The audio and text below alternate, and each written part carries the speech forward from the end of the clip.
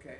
Today we're going to be talking about negligence, but before we do, some comments about trials and torts in general, and how these cases get decided.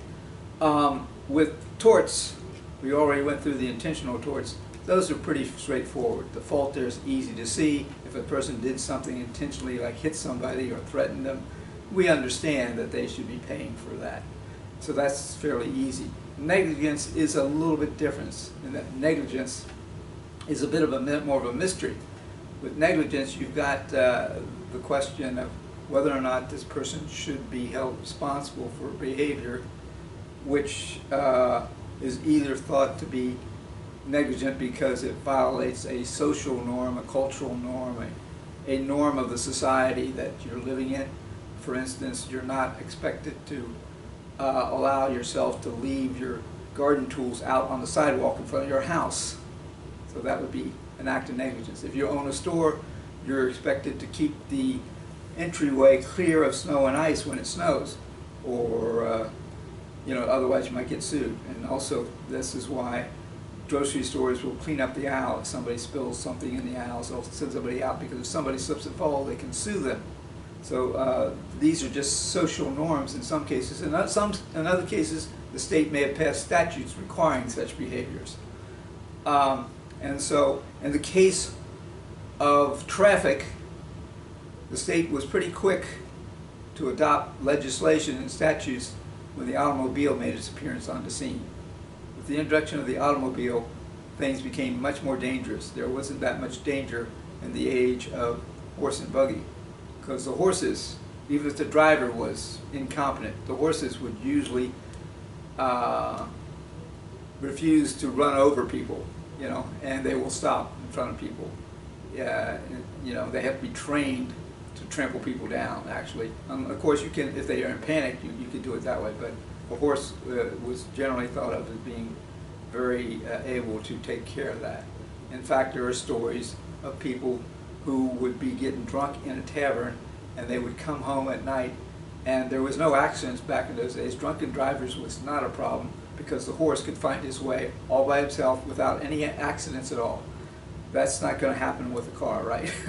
So if the guy's in a car and he gets drunk in the tavern, he's going to have difficulty getting home, maybe. And so we needed to have statutes, and we'll see that plays a role in some of these decisions. But why? Because statutes, how are they actually enacted? They're basically enacted not so much, yes, the legislature will hold hearings and try to discuss, and what they're doing is they're looking for a reason to pass the statute. They'll usually come up with something that sounds like fairly reasonable reasons, but many statutes have been shown to be actually not that reasonable, because many statutes are not based upon the reason that the court is stating, so much as they are done because the legislature has been influenced by people, and people maybe have different motivations for enacting a statute one way or another.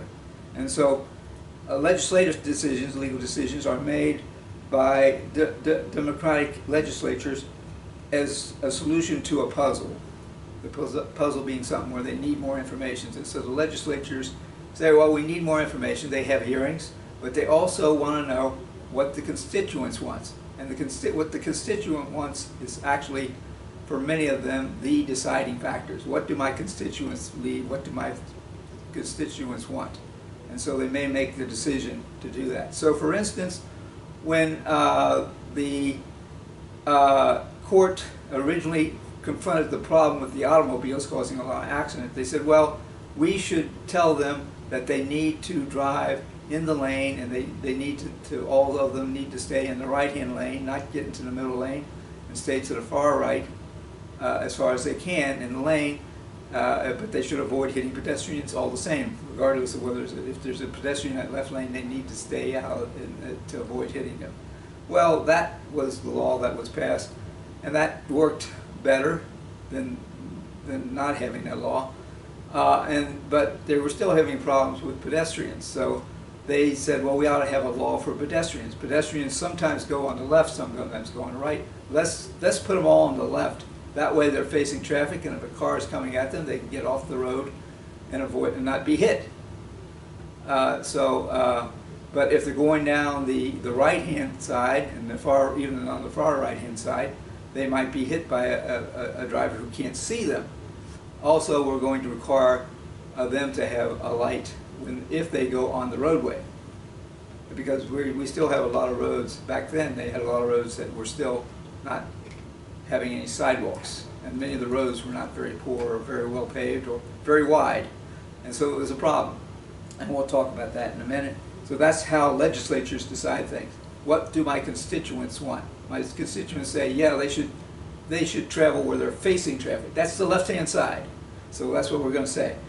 And so now the judicial decision-making is a different matter. Judicial decision-making is a question of whether or not a person is a wrongdoer.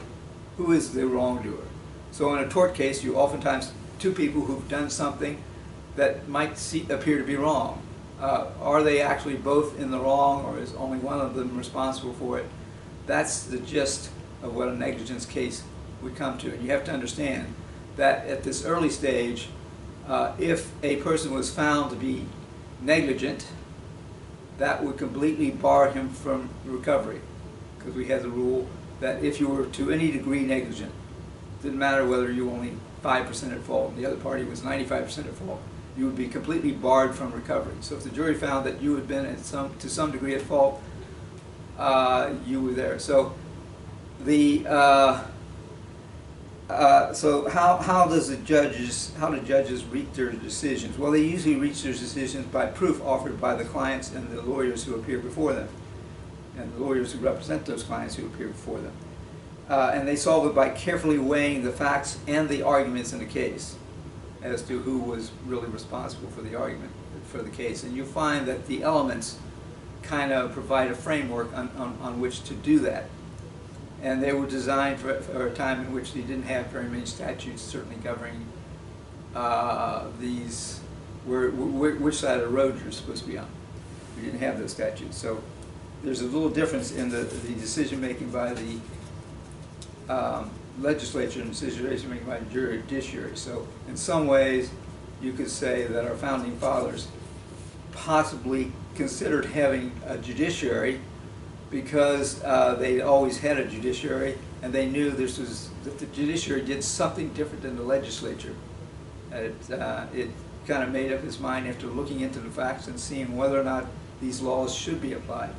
And juries were the same way. Juries could basically ignore the law, and you know, so basically, in a case, an early case, a publisher had published an article about the governor of Pennsylvania, calling him a scoundrel and that he had embezzled funds, things that would be clearly defamatory if untrue. However, at that stage, a government official, and he was a government official of the Queen, I think they had a queen at that time, a government official working for the royal government could not be sued for defamation. You know, and so could not be sued, or could sue somebody for defaming him. So you could not defame a public official. So this defamation suit was brought against this publisher, and he defended on the basis that what he said was true, and this was undeniable. The proof was overwhelming. Everybody knew it was true. It had been in the papers. And so the trial was put on, and his lawyer argued he's not guilty because what he spoke was the truth. And so he urged the jury to find him not guilty.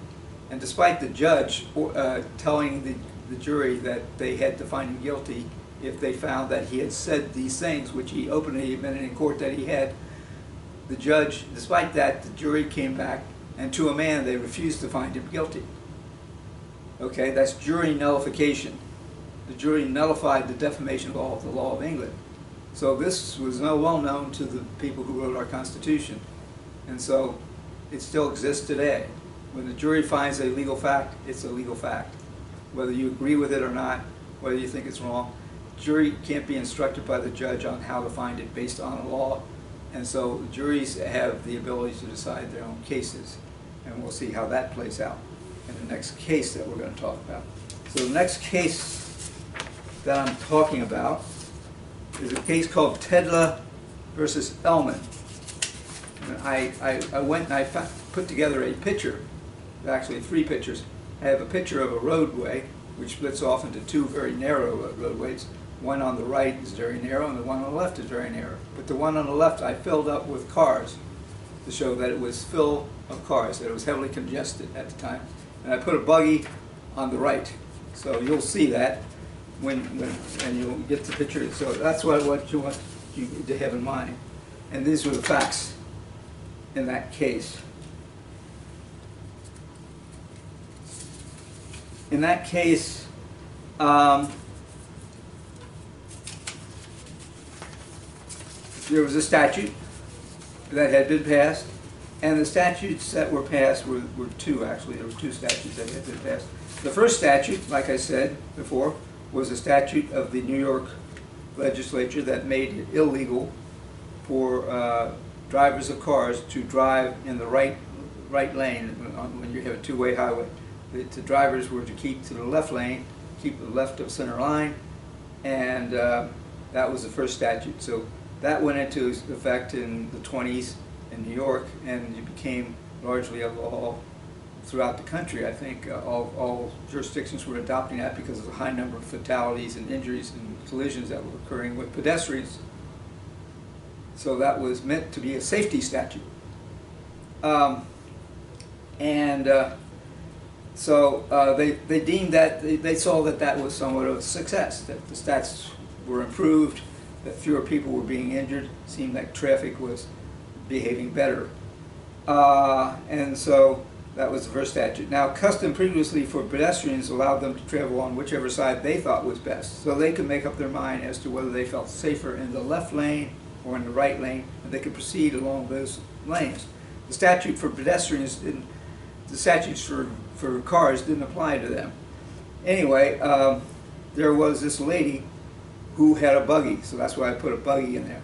The buggy was on the right side, just as it is in the picture, and she was pushing it up the right side. It was going to go up this narrow road because the left side of the road was full of traffic, so it was heavily congested with Sunday night traffic. She was pushing a buggy, not with a child in it, but she was pushing a buggy with wood in it. She was a poor person, and she had been scavenging wood, and she had piled it up in this buggy, which she was pushing along this road to take to her home so she would be able to have heat and have fire for cooking.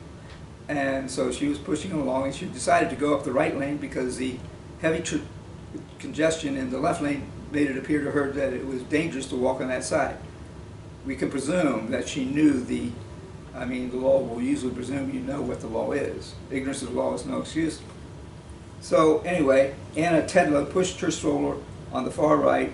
At the time, the left lane was heavily congested. She was hit by Mr. Ellman's car. Could he see her? Well, she had a light. She had a lantern, and she had lit the lantern, and so she was carrying the lantern, and he could have clearly, there was testimony that people on the left lane, I think, who saw the accident, said, well, surely he should have seen her. We could see her plainly, and he should have been able to see her too. Anyway, he couldn't, and he had been driving along and didn't avoid hitting her when people thought that he clearly should have, that he had enough room to get over, and he didn't actually avoid hitting her. Anyway, so she sued him for negligence, for hitting her, and he, his lawyer said, well, she was in the wrong too. We have the statute that says that she should be going up the left lane, and she wasn't doing that. And so at law we can call that negligence per se. And therefore the judge should instruct the jury about negligence per se. Did the judge do that? Yes and no. He told the jury that there was this law, and it said that she should have been in the left lane. But he also told them that it was for their consideration to consider whether or not she was negligent. He did that on the basis of argument from counsel that said she was doing what appeared to be safest at the time, even though the law required something else. But he allowed the jury to decide it. whereas the plaintiff, the defendant's lawyer said no, they shouldn't have done that. Now you might say, well, what damage did the defendant have? He hit her buggy. He hit her. He was not damaged at all. His car was fine. He was fine. Maybe there's some minor scrape or something. Maybe some damage to the paint.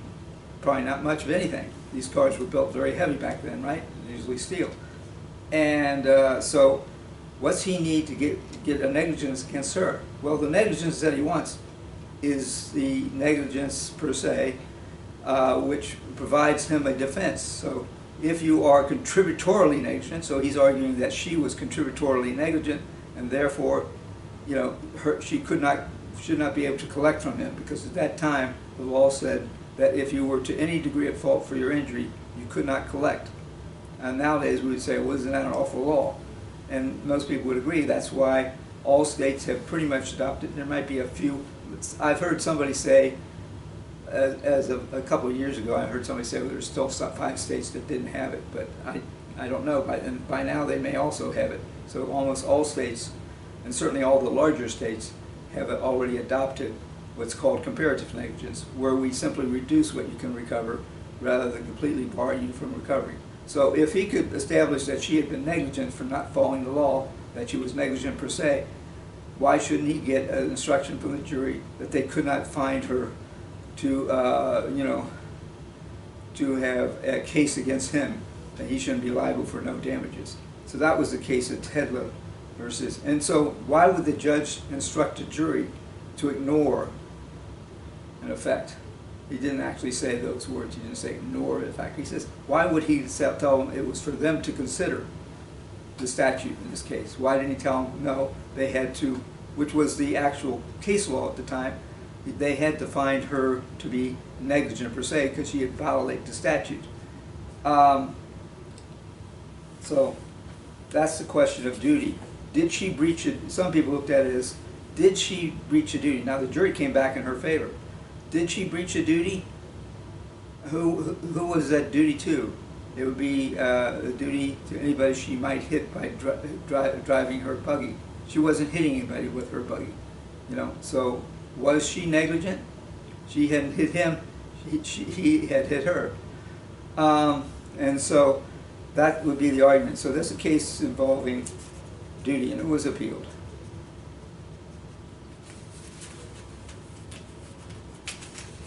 Next case we'll talk about, Martin versus Herzog.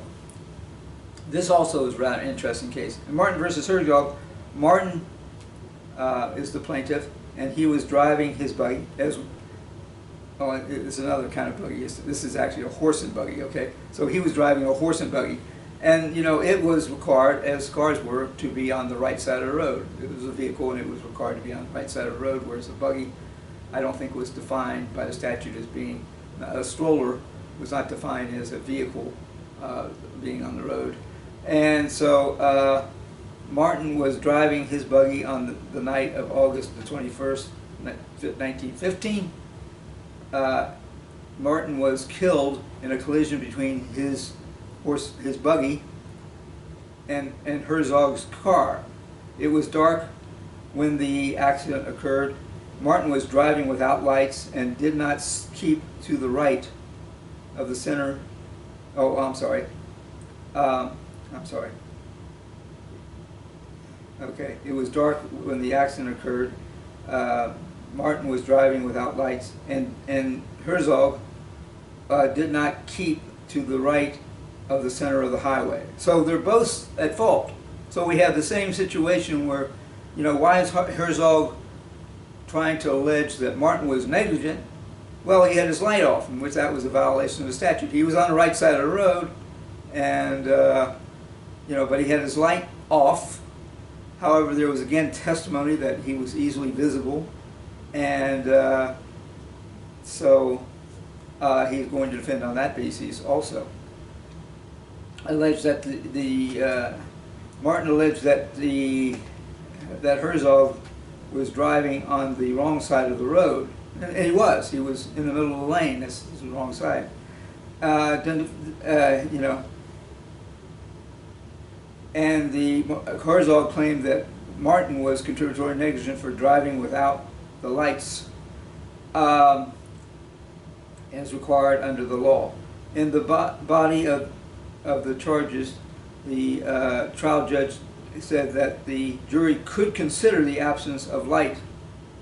So again, you have a judge instructing the jury that they can, you know, consider the absence of light. And like I said, the juries have power to ignore the statutes. Okay, and of course this was appealed.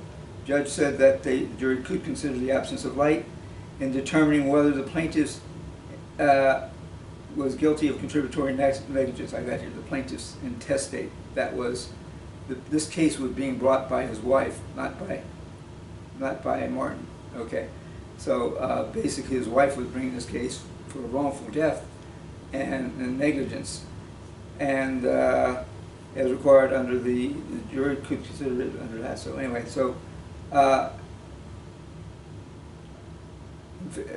you know, and so I do not mean to say that the absence of light necessarily makes him negligent, but it is a fact for your consideration, was Herzog's argument. Herzog requested a ruling that the absence of light on the passengers on the buggy was prima facie evidence of contributory negligence. This request was refused. So you have the same sort of thing. So was there a breach of duty again? And the answer here is no, I don't think there was a breach of duty. Okay, he basically has to have the light on, but it was still light enough for him to be seen.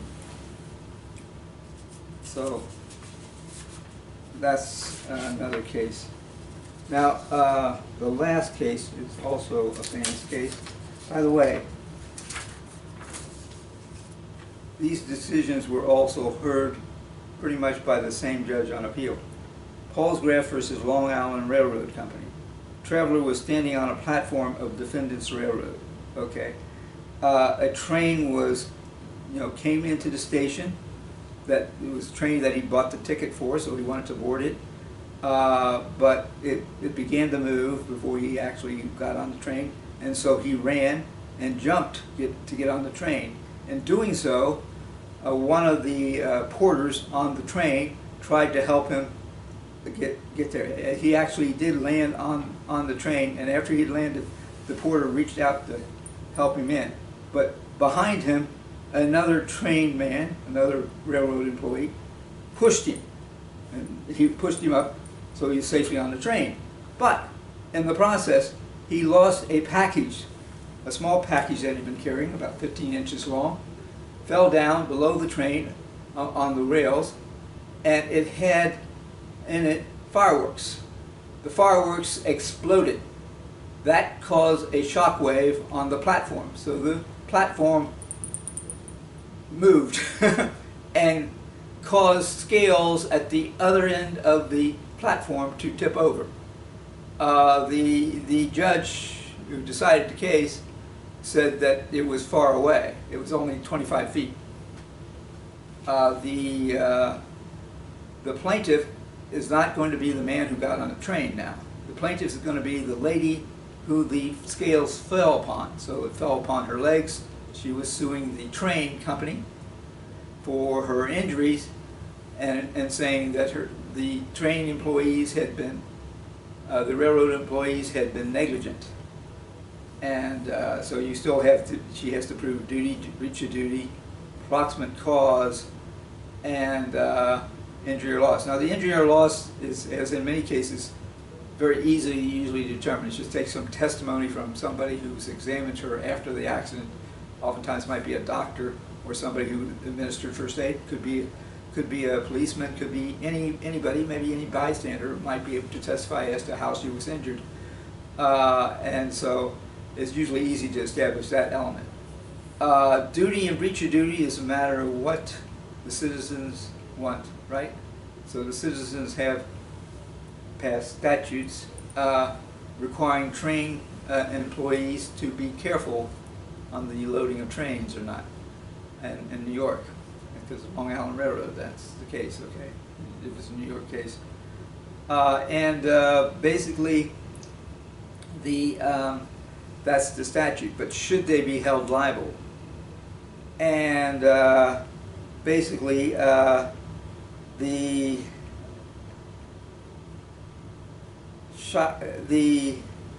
argument comes down to this. You know, was there a duty to this person at the other end of the platform? Okay. And the judge, the appellate judge, was saying, well, she was, you know, too far away. That the duty that the employees owed under the statute was to people in their vicinity. Okay? And so he's talking about maybe a zone of protection. Well, you know, there was a dissent in that case, written by another judge that became famous. And that dissent said that basically the zone that Judge Cardozo had mentioned should be actually applied to everybody who could be affected, who foreseeably could be affected by some negligence that the employees did, and that she was looking from backwards, actually, aren't we? Looking from our perspective, we know that, you know, if they cause a package to drop below the train, it might have some explosive in it, and therefore we know that she is in the zone of danger. So the question is, when they pass the statute, does it protect everybody, or only those people that that are foreseeably going to be injured? And of course the answer to that is, oh, it's only going to protect the people who can foreseeably be injured. You know, so the safety statute, which was passed in this case, was meant to protect people who would be foreseeably injured. So that would be anybody on or near the train or on the platform or near the platform who could be hurt by some accident involving the train. And, you know, so that was the argument of dissent. It was a 5-4 decision by the New York Appellate Court. And that was the decision. It's the most famous case that usually goes to proximate cause, because the dissent said this is really an issue of proximate cause. That's why he said that we should apply foreseeability, that you know, it's foreseeable that. So despite the fact that the legislature maybe could not have seen this exact accident, they could foresee that something like this could happen, is basically what he's arguing. So that's foreseeability. Foreseeability is whether or not that. And nowadays, and he also said that rather than the judge instructing the jury as to how they should find the case, which is again what the defendant wanted the judge to do, to instruct the jury, in which the judge did in this case, that she couldn't hold them liable. Rather than have the judge do that, they should leave it to the jury to decide whether or not there was a proximate cause of the injury. That is the general rule in the United States. Most courts, state courts, require, and these are all state court cases. Negligence tort cases are state court cases, because generally speaking, although you could have it in a federal court, it's a matter of state law, these state things. So they're usually brought in state courts for good reason, or removed to state courts in some instances. But there may be some reasons why it might wind up under a federal statute to move it to a federal court even. But those are the exceptions. So that pretty well covers, I think, the elements of negligence. We talk about the duty. The duty comes from the customs, the usual thing that is practiced in this community, or it comes from a statute. If it's a statute, there's going to be an argument for automatic application of the statute. It's like strict liability. So with strict liability, you're automatically liable by the fact that you did the act. Likewise, if we're talking about negligence per se, some people would argue that you know, you can't collect because the jury should be instructed by the judge that they couldn't find any other way. Just as in that early case with the defamation of the governor, the court allowed, or the court had instructed the jury that they couldn't find the governor to be liable for defamation, you know, and the jury ignored that. What these judges were doing was telling the jury that they could ignore the statute that should have been, that could have been, or might, some people say, have required him to instruct them that they could not find this if they found that he had violated statute, which in fact they had done. Anyway, Paulsgraf versus Long Island Railroad Company, very famous case. Okay, so negligence, let me just go over. There are 4 elements: duty, breach of duty, which is acting or failing to act whenever doing so involves an unreasonable risk of harm to others. Injury is the actual physical harm or financial loss imposed upon the victim, the plaintiff. And the proximate cause is proof that the risk of injury was actual, that it was actually foreseeable, that it was actually, something that could happen, and that it was foreseeable and therefore avoidable, and therefore something that the court would say was a proximate cause. So you have to prove that all 4 of those elements to win a negligence case. Now let's talk, we've already to some extent been talking about these things anyway. We'll talk now about affirmative defenses. One affirmative defense is contributory negligence, so we talked about that. Was the lady pushing the buggy contributory negligence? You would not have been found contributory negligent at common law. And common law is the source of the rule that if you were contributory negligence, you would get nothing. But under the statute, if it were applied, as some people argue it should be applied, that strict liability per se, that you have negligence per se, and it makes the person therefore strictly liable or at fault, basically, which in this case would prevent her from getting any recovery, not that she can't get a dime from the defendant. And so that's contributory negligence. Unreasonably acting or failing to act in a way that unreasonably exposes one's own self to danger. Okay, and so you can't argue that, yeah, it was dangerous walking up that road on the right, but it was more dangerous walking up the road on the left.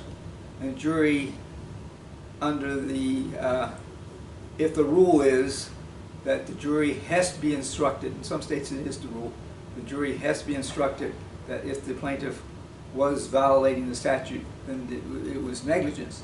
If that's and that they can't find otherwise, and you basically is throwing the case out if they do so. If that's the case, you have a different kind of scenario. So that's contributory negligence. Okay, so with contributory negligence, always it has to be unreasonable behavior. Okay, so that also goes against the application of negligence per se in a case like the woman, and also in a case like the man. Yes, he was driving without the light, but apparently that night it wasn't necessary. So you have very similar kinds of things going on in those cases. So like I said, if the legislature is looking at something from a very broad, general perspective, maybe it's usually the best that plaintiffs walking or people walking, if they stay on the left side of the road so they can see who's coming and step out of the way for their own safety. But are there situations in which maybe on a backward area where you don't really have sidewalks and there's not a lot of room on the road at all, where it's maybe safer to actually go on the right because there's less traffic over there? There's no traffic, and so that's part of the question. Anyway, so contributory negligence is defined as being unreasonable behavior, so obviously it should be always unreasonable behavior. Now, you could also claim assumption of risk. Assumption of risk is a voluntary encounter with a known risk by the plaintiff when he knows and appreciates the seriousness and probability of the injury. And so it applies also. So let's see. So that has to be a voluntary encounter. So I guess you could apply that to these litigants too. That you could say, well, and it has the same effect. You're completely barred from recovery either. At common law, you were completely barred from recovery either under contributory negligence or assumption of risk. Nowadays, it's oftentimes seen that they're really the same thing. Sometimes, but there's an overlap. There's sometimes when an assumption of risk is reasonable, in which case you cannot get contributory negligence on it. So in those cases, you could still be denied recovery, barred completely from recovery. So the example would be maybe an electrician whose job is to repair generators, and some generators spark, that is, throw off sparks randomly. And so somebody repairing them have to approach and get close enough to them to basically correct them from sparking, stop them completely or whatever. So he may have to go in there and disable that thing. That electrician is risking his life. But he cannot sue for anybody for the risk to his life under the doctrine of assumption of risk, even what he was assuming was a reasonable risk. So, that's a complete defense. Now, there are maybe a handful of states that have ruled that that will not recognize assumption of risk if it's reasonable. They say it will only recognize assumption of risk if it's unreasonable behavior. So that's just a handful of states. Michigan, Kentucky was one, and I don't know what else may have been one, but I'm guessing that there might be another somewhere. So anyway, this was all done. Both of these laws were common law rules. So these were the common law rules. Now they have changed by statute. They've been in the process of changing even before the 60s, but in the 60s a major change occurred with these two affirmative defenses. The major change was something called comparative negligence, which in the 60s was adopted by California. And in California they said that if both sides are found to be at fault for the injury, the jury should determine how much fault each had. That is, to determine how much negligence is attributable to the plaintiff, how much negligence is attributable to the defendant, and that the plaintiff cannot then recover fully. His recovery is going to be restricted to by his fault. So what he can recover is limited to how much he was not at fault. So if he was 5% at fault, whatever he recovers is going to be reduced by 5%. If and you don't need to instruct a jury on this. The jury comes back and tells you whether or not they're at fault and how much each of them are. They're both told that they need to consider how much each is at fault. And so that's the pure comparative negligence rule. There are separate versions of the rule. There are in Ohio and Indiana, states we are familiar with. We know that there is a different kind of comparative negligence. We have comparative negligence. In Indiana, it was adopted in 1985. It was adopted before that in Ohio. But with comparative negligence, basically, in Indiana and Ohio, there's actually a little difference between the two. Neither one of them is like California. So if I give you a problem on a test and I say it was a California jurisdiction, you have to apply the California rule, which is pure comparative negligence. Okay, in which case you just a simple formulation of deducting, from plaintiff the degree of fault that is not his, that is belongs to the plaintiff. So the plaintiff can only recover to the extent he's not at fault. Okay. Now, in Ohio, if the plaintiff is 50% or more at fault, he can get nothing. So it goes back, I like to call it compromise comparative negligence. Compromise negligence. Well, comparative negligence is really kind of a compromise, right? They're keeping the old rule in cases where the plaintiff is 50% or more at fault. Okay. In Indiana, it's a little bit different. In Indiana, the rule, the old common law rule will be applied. That is, the plaintiff will be completely barred from recovery if the plaintiff is more than 50% at fault. So in both of those, the plaintiff can be completely barred from recovery. And it splits around the 50% line there.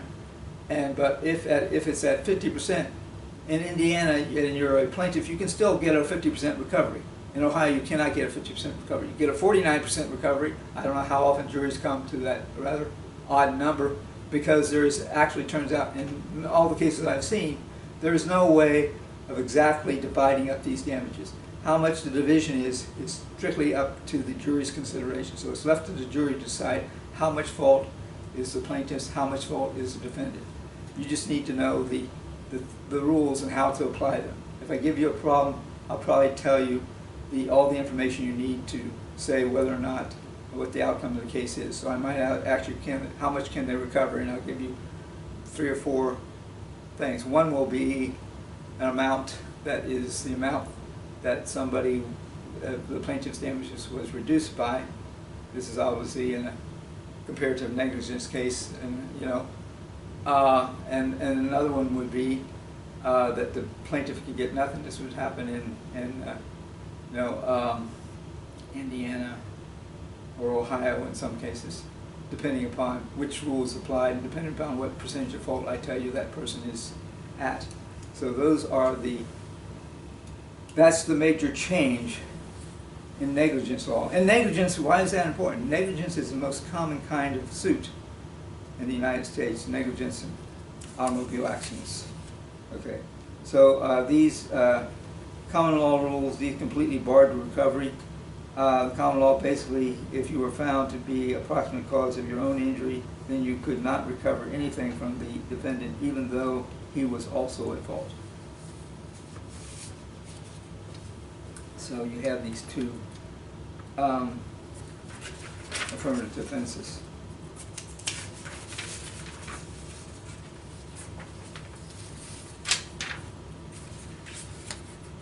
I've got a little picture here of showing the overlap between contributory negligence and assumption of risk. I don't think I'll be able to put that up for you, but that's okay. Just know that you could draw Venn diagrams, overlapping the 2. And in the middle is the area where they both cover it, which is reasonable contributory negligence. It also can be assumption of risk. So the comparative negligence rule, we already said what it was. Plaintiff's damages are reduced by his degree of fault.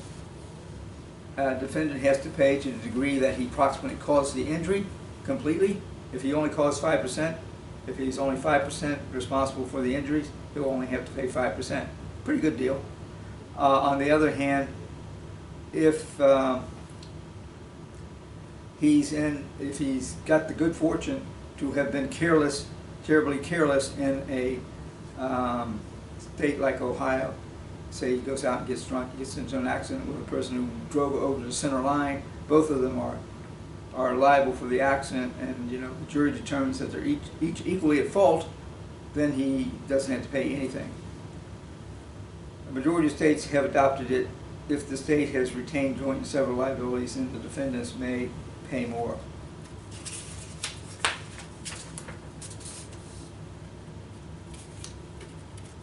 So let me read to you the rules from these 2 states. I already went over it, but let me do it again. So I got the paper looking at me. Actually, 2 rules here named after 2 states. So you have to remember that California has a rule, Ohio has a rule, Indiana has a rule. These are statutes. States can adopt different statutes, and they can be slightly different. In this case, there's a huge difference between Indiana and Ohio, and there's the difference between them and a common law state. Let's say Alabama is a common law state. I don't know that it is, but let's say it is. If that's the case, these states have different rules in it, but they have different rules in California. And so the Indiana rule is the plaintiff will have her recovery reduced by her percentage or fault. If she is 50% or less at fault, the plaintiff gets nothing. If more than 50%. Okay. So in Indiana, she can recover if she's 50% or less at fault, but she cannot recover if she's 50% or more. And in Ohio, the rule is like, remember, it's slightly different. The plaintiff will have his recovery reduced by his percentage of fault if he is less than 50% will have his recovery reduced by his percentage of fault if he is less than 50%. So he's not going to get everything. Say he's 49% at fault. He's still going to have it reduced by almost 50%, but he's going to be reduced by 51%.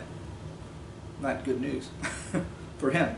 Anyway, on the other hand, it's good news for the plaintiff, because even though he's 50% at fault, he is completely released of all liability. So he will get nothing if he is more than 50% at fault. Now, if you have more than one plaintiff, and let's say you have a plaintiff, and you have one plaintiff, you have more than one defendant. If you have more than one defendant, you have a plaintiff who's 50% at fault, and you have two defendants who are each 25% at fault. They get nothing in Ohio, but they would be made to pay in Indiana, because you're looking at it from the point of view, is the plaintiff at fault? That's when you're going to apply the rules. The rules are meant to deny plaintiffs' recoveries, and to therefore allow defendants off from part of the blame, from part of the responsibility for the accident that occurs. They get a get out of jail free card. No, it's not out. Nobody's going to jail. Okay, but you know what I mean. Yeah. Okay. Okay. And now joint and several liability. Good time to talk about that too. If one or two more defendants who is responsible for the injury to plaintiff is unable to pay, the other defendant will be required to pay the unpaid amount under joint and several liabilities. This has been under attack by people who want tort reform, and usually the method of attack is to try to reduce this. That is, to limit the amount that a person can be responsible for on where he's being made to pay for somebody else's fault. Okay, and so they usually would put a percentage or an amount. You might be only liable up to $500,000 for somebody else's, or it could be $100,000. Any amount that the legislature decides, after being lobbied heavily by the insurance companies, should decide to deny. One of the benefactors is not only the defendants who are perhaps unworthy of being benefactors, okay, but also the insurance companies. Basically, they're being relieved of some payments they would have to make out, and therefore have potentially more profits than they have. And so defendant who pays can try to collect from the non-paying defendant. So basically, if you're made to pay under joint and several liability, you can then pursue the non-paying defendant. And the rationale for that is, the rationale for joint and several liability, it's important to know why we do these things. Better that the loss fall on a responsible defendant than on an innocent victim. So that's the reason we have joint and several liability. I'll let you go at that, and I don't think there's anything here that is all that complicated, and you will be given PowerPoint slides that cover this too, and I use that when I talk because I want to make sure that you're not getting a different message from me, and it helps me keep me on track, because sometimes I will stumble over my words and maybe misstate myself. I know what the law is. It's just simply sometimes saying something in front of the camera causes one to make errors, just like writing things on the board causes somebody to make errors. That's a very common kind of thing for teachers to do. I never misspell, but what I found out when I became a teacher, I did misspell when I wrote on the board sometimes, and it's all anxiety. Well, we'll see you whenever. I don't know when I'll see you, if I'll see you at all. But till next time, I hope you enjoy these lectures. I hope you enjoy that too, and I hope I don't come off too badly.